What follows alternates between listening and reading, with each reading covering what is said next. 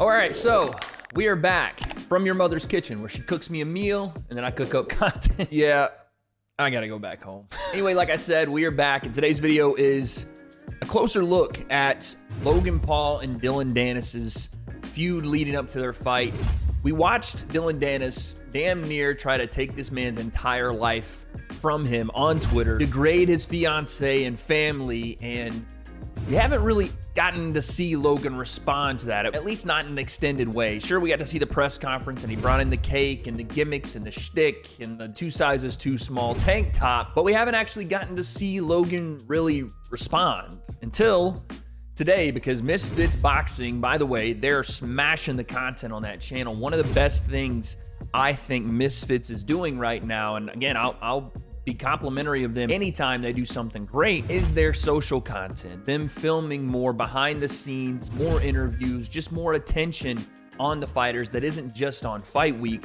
Great job to them, because they put out this interview with Logan where he apparently addresses Dillon Danis' online behavior, and we're going to take a look at this thing and see, has Logan finally got the recipe to stop all this chatter about Dillon Danis, or at least find some way to get his get back? I know it's just verbal, because on fight night is where you do that. But I want to see the question answered. I know people that look at me and go, Wade, you're so biased against Logan.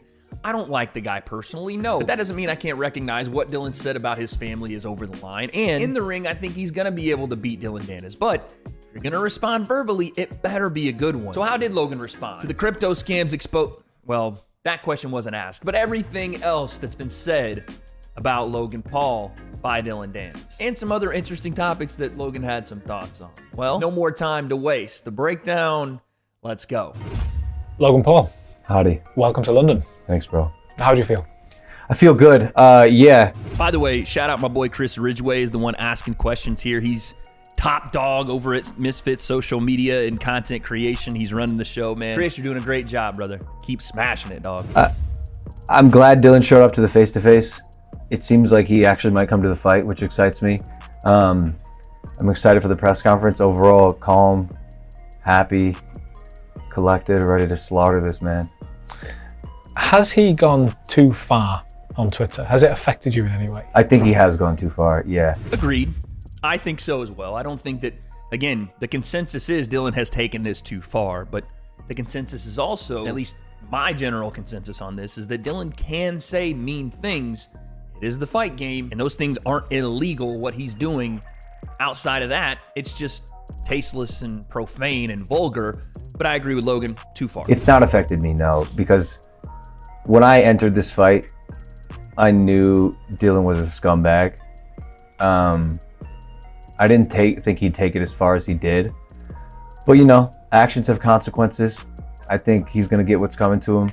I think the people online are speaking for me. Me and my girl don't have to defend ourselves or try to prove our love for the world. Like, my fiance is a fucking angel. He's twisted a narrative of her relationship with long-term boyfriends getting paparazzi'd over the course of her adult life, and he's good. He's a good Twitter troll, but again, he gonna pay for it. I like that. Hey, I like that response from Logan. That's the response he always needed. The first part where he said it didn't affect him, I'm going to call a little bit of bullshit on, just because, again, there have been multiple instances since this started of friends of Logan's posts being taken down reacting to this thing, or I even saw a clip on George Janko, one of Logan's friends, saying he had to take down, or he had to delete a reply to one of Dillon's messages or one of Dillon's posts about the fiance with some laughing emojis because it was not going to sit well. On top of the fact that Logan blocks more people than an NFL offensive line when you say things to him on Twitter and or other social media that get under his skin, I would push back on the idea that it hasn't affected him at all. I think that's his way of remaining cool, calm, and collected for this interview, but yeah, it definitely is not something you want to see, obviously, of your fiance and all those things coming out publicly, so it of course has affected him. But my point in saying that isn't to shit on Logan. It is to say that effect, what Dillon's essentially doing, is what I like here from Logan. The effect is Logan is more locked in. The effect is on fight night, you're going to pay. Will you be able to control the personal feeling and emotion that he has maybe stirred up when you get in the ring and you have to stay professional? I don't fight with emotion, you know. I don't even, to be honest, like, I don't care about Dillon Danis. I don't. He's like I don't know, he's just such an afterthought. So yeah, I'm definitely gonna be able to control my emotions. He's just the person in front of me for this fight. Yeah, the control of Logan's emotions won't be because of Dillon, in my opinion. Like, he will have some of that, right? Where he's maybe, hopefully, he's got a little bit of dog in him that says, you know what, I'm just gonna go fuck this kid up. And I do want to see that. Like, let me just say this, fighting is emotional. It is. Now, controlling that emotion is part of the game, but also letting it feed you in a fight moment where maybe it's something personal, maybe it's just that moment that you're in, letting it flow through you is also part of the game, right? Being stone cold dead in some cases isn't the best for everybody. I do feel like Logan is one of those guys that does need a little bit of pep in his step for the fight. Like, go back to the KSI 2 fight where he just felt flat. He looked flat in that fight. He didn't have any real ties to winning the fight, more so just surviving it. I want to see him with a little bit of pep in his step, a little bit of emotion, a little bit of go-getter in his actions and his mindset toward the fight. But the emotional battle, in my opinion, won't be his hatred toward Dillon. It will be the moment. It will be Logan stepping back in 2 years off, hasn't had a win. There's a little bit of pressure. I would say a lot more pressure on him than Dillon to actually win this fight because of the fiance stuff, because of his big name, because of the potential matchups after the fight. I think Logan's got to be able to handle that level of emotion. What kind of fight do you see playing out? I know you said you want it to go a few rounds so you can put a beat down. Yeah. Do you think that's the kind of fight that's gonna? We'll see how this fight plays out. I honestly think I could do whatever I want to him. He's a Brazilian jiu-jitsu guy, and he's not even good at that. I don't know how he thinks he's gonna box. Well, Dillon is a pretty decent Brazilian jiu-jitsu practitioner. He's won ADCC multiple times, or I think multiple times. Logan's saying this is a bit of fight talk and a bit of promotion, but no, Dillon is a great grappler. Boxing-wise, yeah, not so much. I've been boxing for 5 years.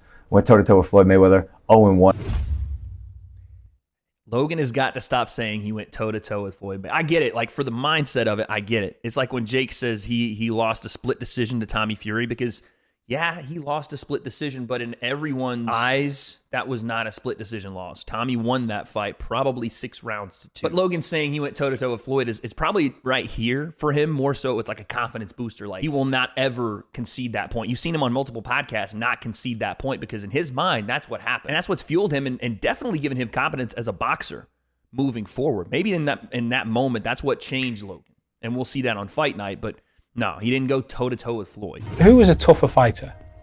KSI or Floyd Mayweather? Ooh, who's tougher? KSI or Floyd Mayweather? Honestly, KSI. KSI. Was it a harder fight? Yeah, it was. He's just a dog. Like, he has this tenacity and this intensity that I've never seen. Like, when you're in the ring with him, he wants to kill you.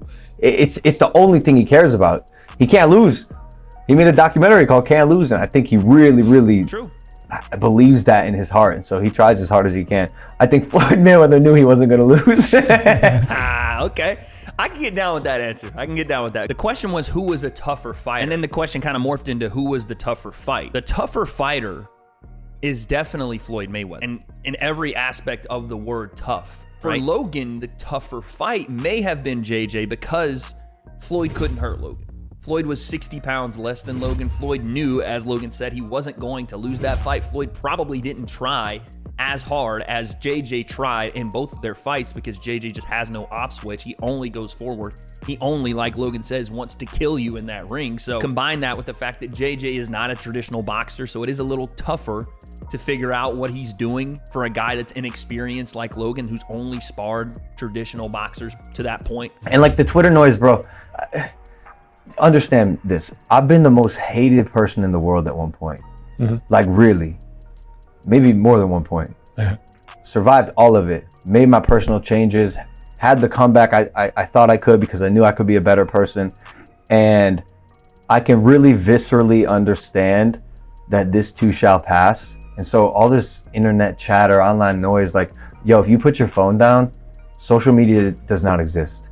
It's not a real place. And I get that. And it's good promo for the fight. I'm going to agree with Logan on this too, because what I think is happening with this Dillon Danis promo is that more so than it affecting Logan as much as Dillon wants to affect him, like, of course it is affecting him. And again, just the personal nature of it. But when Logan says he steps away from social media and it doesn't exist, he's kind of right about that. Like, you put your phone down. I'm on social media. I'm on Twitter, sometimes chronically. But when I step away even, there are moments where you get outside of that and you go back to just normal life. And that shit just kind of fades away. What I think is really happening with this promo, especially now that we've been seeing Dillon do the same thing for 3 to 4 weeks now, is that it's gotten a groundswell of support from the online community, but it may not have the intended effect. Like every time he posts a picture now, Logan's probably, because again, you just get desensitized to these things, probably like whatever. And it's kind of a circular bubble where everybody just sits there, either laughs, says it's too far over the line, retweets, likes, comment, whatever, and then we just wait for the next one. It's kind of lost its effect at this point. Let me talk about your personal relationships with both JJ and Jake. How is it being so close to both of those guys? I know you get asked that a lot, but how is that? This is why I like what Chris is doing, because he's able to ask questions that are still related to the boxing and still related to Misfits without, you know, involving some of the other stuff that I maybe would ask because I'm not affiliated with the company. This is a good teetering on the line here from Chris Ridgway. It sucks being in the position that I'm in. And I know a lot of people have different opinions about this, but man, I had my arc with JJ, you know? I had my arc, and by the time we were doing Prime and he had beaten me, like him and Jake's beef hadn't gotten to the violent place it is now. And so I think now more than ever, it's really rubbing Jake the wrong way. And I empathize with that too, because he's my brother. And like, I happen to make amends with the person who I once had beef with and started this company with. And like, I'm in the middle of it, and I don't know what to do, to be honest. Like, and I'd prefer to have this conversation off camera with Jake. Like, too much of our life is being lived online, and we've made this mistake before, and I'm sad that we didn't learn from it. But like, me and Jake got to figure out, we got to figure this out offline. It's not a good place to have conversations about brotherhood in front of the entire world. That's fair. I like that answer. 100%, Logan. Yes, finally. It's something that took this much to grasp. I'm not going to sit here and chastise him for it because I've done it in the past videos, and I'm just going to say this. Finally, he realizes that his stance on the matter isn't necessarily a bad one. The whole working with KSI thing, I've never seen as the major problem. Sure, it's an awkward thing, something I can't do. The issue, it seems like, and why Logan gets so much flack from now Jake as well, is the way he interacts with both. How he acts with JJ, how he acts with Jake, and how he acts on camera here when no one's around. If he acted this way when both people were around, then I don't think there would really be a problem where he's like, I just don't want to get in the middle of it. The problem is when he's with JJ, he's yelling, fuck Jake Paul. When he's with Jake, he's like, well, that's my business partner, you know, my friend, I don't think I could say that. If he was just able to go, you know what, I'm not going to involve myself in any of it, and I'm going to settle things, whatever my disagreements are with my brother, behind the camera. When Jake, again, told Logan, hey, maybe we shouldn't post this impulsive episode, maybe we should do this off camera, and Logan posted it anyway, of course it's the right decision to do it off camera. I saw you talking about the fights that are coming up, and you say that maybe Tommy Fury could be a potential opponent for you. He's been in here talking about you and Jake and KSI. Yeah. Win or lose against KSI, is Tommy something that realistically could happen? Yeah, look, I would love to fight Tommy Fury. I also understand that my brother wants his get back at Tommy Fury, and I have to respect that. And I think at one point I really wanted that fight, you know. But if my little brother wants to get his revenge on Tommy, I totally get that as well. And maybe I could pivot. Maybe I could fight McGregor after I beat Dillon. I don't know, bro. This boxing shit sucks. There's like 4 of us in this space who are like making noise and are like worthy of headlining these events. And one of them was my brother. One of them was my friend and business partner. The other one's Tommy Fury. This Logan Paul I can get down with, as far as, again, respecting what it is that his brother's on a mission to do, just like his brother respected his mission. This is how it works. But as far as what he's saying about the big names in influencer boxing, he's also right. It's Jake, it's Logan, it's KSI. Tommy, again, shoehorned in, and because of the Jake fight now, he's a pretty big name. But I get where he's coming from. It's a lot of tough fights out there that aren't going to give Logan the same level of notoriety should he not only fight in them, but also win them. Like, Darren Till would give Logan some notoriety, but would it give him the same as Tommy Fury at this point? Probably not. Le'Veon Bell would give Logan some notoriety. Would it be the same as Tommy Fury? No. What I'm saying is there are fights out there for Logan, but it does have to make sense for him. He is a mega superstar, so for him to step in, yeah, it does need to be a name like Tommy Fury, Conor McGregor. But again, I'll say this, I respect this Logan that I'm seeing right here far more. Again, the crypto scam stuff speaks for itself, but this, talking about some self-introspection, this I can get with fair play to Logan, man. It's funny, you mentioned Conor. We saw Conor the other night and I asked the same question to him and he said, quote, I'd slap the nose off his face when we were speaking to Logan Paul. What would your reaction to that be? I'd like to see him attempt to slap the nose off my face. Conor McGregor's an average MMA fighter, and I'm gonna beat the shit out of his bitch Dillon, and then I'm gonna beat the shit out of him. But he ghosts me, bro. He won't even bet $1 million on his fighter. That's chump change for a guy like Conor. He won't even bet $1 million on Dillon. He had nothing to say when I called him out on Twitter. We're not gonna do it. I can't. Crypto Zoo, you the million, 1.6. Logan is bragging about the numbers that Prime is pulling in per quarter. That $1 million is lighter than my pale ass skin on his wallet, son. Do what's right, dude, and stop talking about this $1 million bet. Give me your prediction for what happens on Fight Night. Prediction for Danis. Whatever the fuck I want. If I wake up that day I want to make him go 3 rounds, I'll make him go 3 rounds. If I wake up that day I want to go 4 rounds, I'll go 4 rounds. If I want to take him out with body shots, if I want to break his ribs, if I want to break his nose, if I want to piece him up one by one, rearrange his face delicately, surgically, I'm going to do that. I'm going to do whatever the fuck I want to Dillon Danis, October 14th. Prime card, baby. Drink Prime. Well, there it is. We're going to cut that. I'm just playing. Listen, I like the promo there at the end. I don't know how you delicately rearrange someone's face. It's like, is Logan going to just nice and softly fucking break his nose? I'm not sure how that works, but I do like the surgical rearrangement. 4 rounds, 3 rounds, body shot upstairs. I like that mentality from Logan. I've heard him say it before. We all have. First round, decapitation. I do want to see it. It feels like there's some newfound confidence from the Floyd fight, from all of his spars that he's done in the last 2 years. So we may see a different Logan in that ring. But to round off the video, we see a different Logan even here in his response to Dillon. And again, I have to say, I like there are moments here, and a good amount of them, where I'm on board with Logan and the way he's treating this Dillon Danis back and forth, and the way he's now thinking about this Tommy Fury thing and the Jake and Logan thing. I'm mostly on board here, mostly.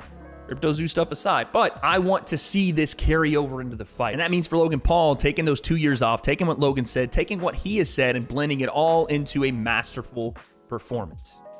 Does that happen on October 14th? I don't have those answers, but I guess we'll find out.